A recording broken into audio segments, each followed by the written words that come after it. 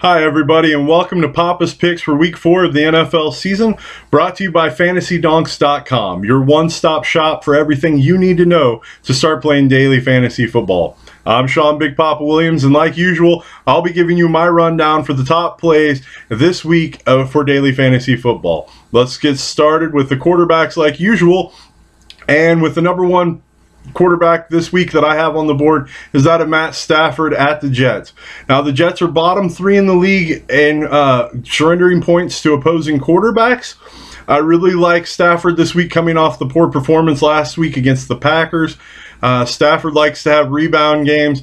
I think this will be one of those games. Expect him to have a huge game to Megatron and some of the other targets, including the pass-catching running backs. The number 2 quarterback I have for you this week is that of Philip Rivers versus the Jacksonville Jaguars. The Jags are dead last in the league in points surrendered to opposing quarterbacks. The only problem you might have here is simply that the Jacksonville Jaguars are also 32nd in the league in surrendering points to opposing running backs. So that could mean a big day for Donald Brown.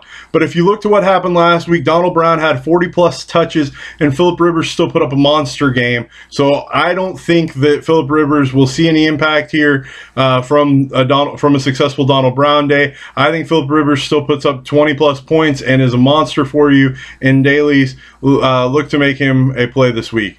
The third quarterback I have for you is Colin Kaepernick versus the Eagles. The Eagles are 31st against opposing quarterbacks in the amount of points they surrender, and their offense and their game strategy forces opposing quarterbacks to be on the field more, have more touches, and usually pass to play catch up or to play keep up with the Eagles offense.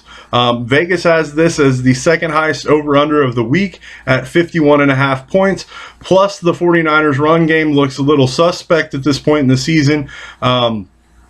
I think that helps make Kaepernick a wonderful play for you, and that's why I have him as the third quarterback. The fourth quarterback I have for you this week is that of, on the other side of this same game, and that's Nick Foles versus the Niners. The Niners are a bottom 10 team in surrendering points to opposing fantasy quarterbacks, and Foles is, let's be honest, just on fire right now. This offense puts up a ton of points. He's having a great time finding all the different receiving targets and utilizing them effectively, from passing the ball to Sproles, to Matthews, to Macklin, and even trying to get the ball to Riley Cooper. Nick Foles may make a really nice play this week in the game against the San Francisco 49ers. The fifth pick I have for you here is the risk-reward play of the week at quarterback, and that's Blake Bortles at the Chargers. The Chargers are actually 6th from the bottom in points surrendered to opposing fantasy quarterbacks, and from what limited action we've seen of Bortles in the preseason and when he came in last week in relief of Haney, he's looked good. He had a nice repertoire with Cecil Shorts, and the reason why he makes a great play this week is because not only does he have a juicy matchup, but he's super cheap, and spending money on him will allow you to buy either stud running backs or stud wide receivers or stud tight ends this week, which I think is more important. That wraps up quarterbacks. Let's move on to the running back section. And first overall in the running back section I have for you is Matt Forte versus the Packers. Matt Forte in the last couple of years has eviscerated the Packers every time he's played them, putting up monsters. The Cheesers this year have a bottom 5 run defense. I think that he can exploit them. He's coming off a bad game last week. Look for this to be his coming out party and put up a monster.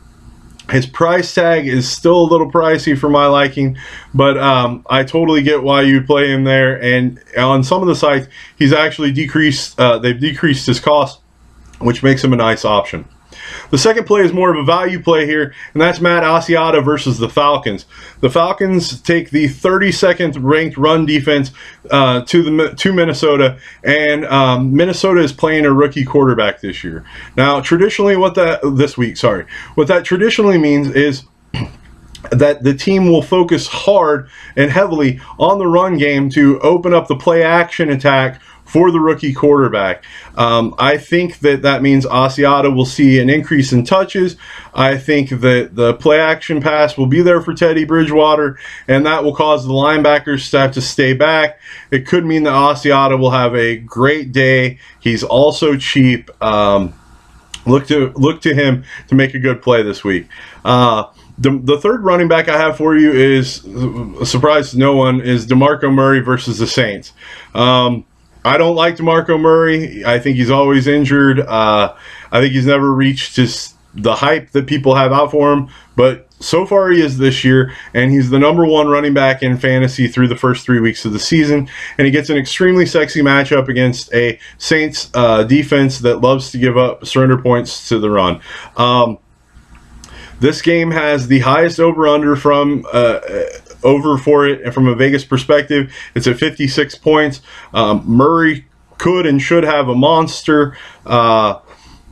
I think he makes a great play. The only problem with playing DeMarco Murray is he is the most expensive back on almost every site that's out there, and he is so expensive that by taking him, you're going to have to figure out a way to value buy either tight ends, wide receivers, or quarterbacks to make a lineup that will work with him. That's the only knock on DeMarco this week. #4 running back I have for you is another value play, and that is Donald Brown of the San Diego Chargers versus the Jacksonville Jaguars. Like I said last week, Philip Rivers still put up a monster while Donald Brown had 40+ touches. I would expect that the Chargers give him a heavy workload once again against a terrible Jacksonville Jaguars defense that is worst in the league against the run. I think that the entire San Diego Chargers team is in play, and you can get a lot of points out of them this week. The #5 running back I have for you is a little bit of a twofer in the risk-reward play, and that's Pierre Thomas and Kyrie Robinson versus the Cowboys. Now, the Cowboys have a, quote, top 10 run defense, but I think this number is only an illusion. As the Titans game in week 2 skewed their numbers quite a bit. Let's be honest, Zach Stacy put up 16 fantasy points as a running back last week against this Cowboys defense, and that's with a depleted offensive line and without scoring a touchdown. I think the Saints, who have a better line and have a better run attack, will put up better points against this porous Chargers defense. I mean, it's Chargers against this porous Cowboys defense, and I think you can take advantage of it, as I think most people in this game will be on Drew Brees, Jimmy Graham, or some of the other wide receiver targets, and not focusing on the run game, which is actually where the value is. Now that we've finished running backs, let's move along to the wide receiver picks I have for you this week. Give me a second while I scroll down my picks. The #1 wide receiver this week on my board is that of Megatron, Calvin Johnson at the Jets. We know that the Jets are terrible pass defense, and Megatron should dominate this terrible secondary after an underwhelming performance last week. Look, I understand that you have to pay up for Megatron, but if you notice on a couple of the sites, his price tag has actually come down after last week's performance. Historically, when Megatron has a bad game, he tends to show up the next week and go crazy against the next defense, especially when it's a juicy matchup. Now, I am aware that Calvin Johnson hasn't been practicing all week, but if you followed Megatron in the past, you know that that's just par for the course with the way they treat Megatron. He has superstar status in Detroit. Don't let that fool you. Plus, if for some reason he's not a go Sunday, at his price tag, you can sub in almost any other wide receiver you would like, including the other guys on this list. So I would go ahead and plug him in. I think he's going to have a monster game. The #2 wide receiver I have for you this week is that of Antonio Brown for the Steelers against the Tampa Bay Buccaneers. The Tampa Bay Buccaneers rank worst in the NFL at surrendering points to fantasy wide receivers through 3 weeks so far. Antonio Brown has proven that he's been a beast and seems to be matchup proof after he came off of the monster game last week against the Carolina Panthers. He's the #2 overall receiver in fantasy football. I think that he's worth paying up for in this juicy matchup. The only risk here is if Le'Veon Bell just runs the Bucs to death. But as we saw last week in a game where the running game ran the Panthers to death, they still passed the ball a lot, and Brown still got a lot of points. So I like Antonio Brown and think he's a safe, smart play this week. That leads us to the number 3 pick I have, and here I'm going to give you guys a twofer, and that's Maclin and Jordan Matthews at the 49ers. This is a huge line, as I've said before. Both teams will have to pass to keep up and to keep the scoring up in this game, as Vegas is predicting. The 49ers are a bottom 3 defense against opposing fantasy wide receiver scoring. I think that you're going to get a good play here out of Maclin and Matthews, which leads me to the 4th pick for wide receivers, and this is Crabtree versus the Eagles. I think Crabtree is going to have a monster. The only problem here is I think a lot of people may be on Crabtree for the price tag. So if you're looking to make a more contrarian play, I would argue that you should play Anquan Bolden. Or if you're looking to make the super sneaky play, you can make the Stevie Johnson play, as Philly is bottom 3 in the league versus wide receivers this year. I think that what's going to happen is VD may get benched again this week to give him another week to rest up and heal his ankle/knee injury. And if that's the case, I have no reason to think that Stevie Johnson won't continue to see the monstrous target load, and he might make a really sexy contrarian play at a cheap price tag that might help you win one of these tournaments. So, with that said, let's address the number 5 risk-reward wide receiver, and that is Cecil Shorts at San Diego. As I said earlier, Bortles is cheap, and you compare them together, and when you do that, you have all kinds of money to stud up at wide receiver, tight end, running back, your choice, or even a combo of those. And let's be honest, the entire Jacksonville Jaguars offense runs through Cecil Shorts. Bortles and him looked good with their work last week together. I have no reason to think that that won't continue this week against the Chargers. His price tag's fairly depressed across the industry because he missed the first 2 weeks of the season with an injury. I think Cecil Shorts makes a sexy play against the San Diego Chargers this week. That brings us to the tight end section. And number 1 in the tight end section, surprise to no one, is Jimmy Graham of the New Orleans Saints versus the Cowboys. The Cowboys are the worst team in the NFL against tight ends, giving up over 22 fantasy points a game so far this season. And guess what? They haven't faced Jimmy Cocoa Puff, who we know is a monster. I think the ceiling here is as high as you can ask for. I don't know that there is a limit on it, other than the amount of time and how much balls he can catch. I think you can expect 30 points out of him this week. At least that's what I'm expecting. And at that price, and at those points, at his price tag, he makes it well worth the investment of paying up at tight end. Like I said, that matchup is just too juicy not to pay up for. The second tight end I have for you this week is that of Rob Gronkowski at the Kansas City Chiefs. It's Monday Night Football. I'll be at the game, and at least I'll be able to cheer on some fantasy teams to win me some money, as I have Bill Belichick and the Patriots taking advantage of our depleted and broken secondary.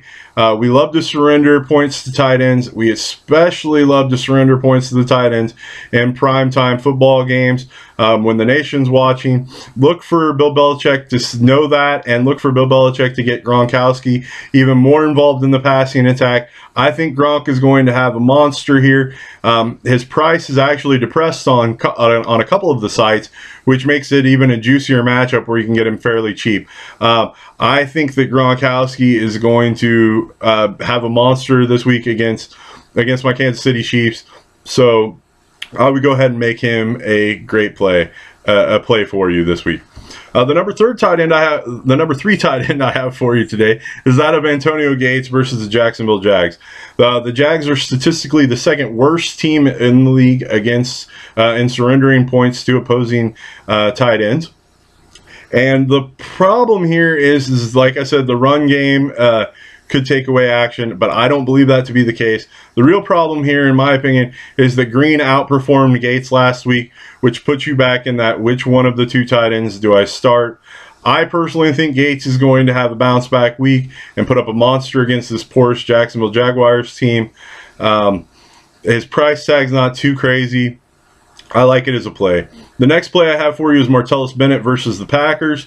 The Packers have the quote #1 defense versus fantasy tight ends so far this year. That number's solely an illusion. If you look at it, they haven't played anybody at the tight end position that's worth a darn.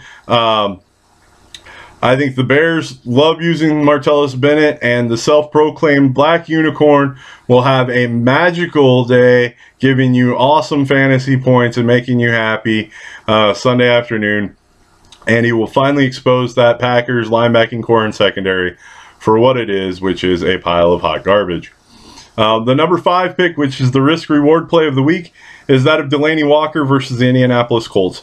Now, if you've paid attention, the Colts are a bad team against the tight end. They're actually bottom 5 in the league. And we all know Delanie Walker is a beast. Shout out to my fellow CMSU alumni.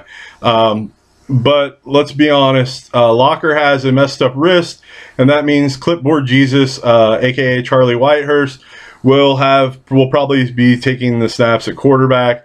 He could check down, and Delanie could have a beast. But most of the sites have adjusted for Delanie's performances and have increased his price tag. And the price difference, in my opinion, between Delanie Walker and buying a Jimmy Graham or a Gronk or a Bennett is not enough to warrant the risk there. I will be owning the more of the top end guys, and I would encourage you to do the same. So that wraps up Poppa's picks for week 4 of the NFL season. If you have any questions, feel free to ask them. I'll answer them on Facebook or on the website itself at www.fantasydonks.com, or you can reach me on Twitter at Big Poppa Debate. That's BIGPOPPADB and the number 8, and I will answer any questions you have. Hopefully you had fun watching Poppa's picks for this week. Hopefully it makes us a lot of money, and good luck to everybody, and have fun playing daily fantasy football.